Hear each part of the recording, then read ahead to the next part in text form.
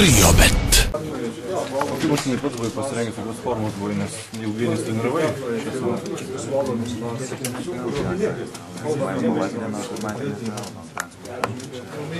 Tas man įtakas nedarėjo. Dabar jau nebesvarbu tą formą. O komanda nervinga tokia buvo? Kaip prasidėjo rungtynės, jau taip papasakoti? Kada atsikratėt galbūt tų nervų? Aš nežinau.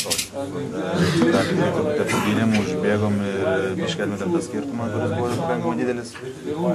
Tada manau atsigavom, kad galim žaisti, sakykim, pabudom, bet per daug leidom jiems bėgėt pradžių ir paskui tokias komandas sunkus apie.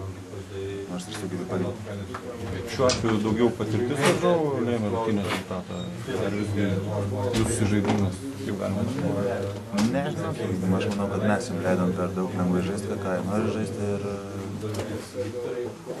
esmė čia nesmė mes, o ne kažkas kitas, nei teisėjai, nei varžovai. Mes pavyzdėm tai tą ir turime. Bet didžiuojatės tuo, ką padarė šitame etape?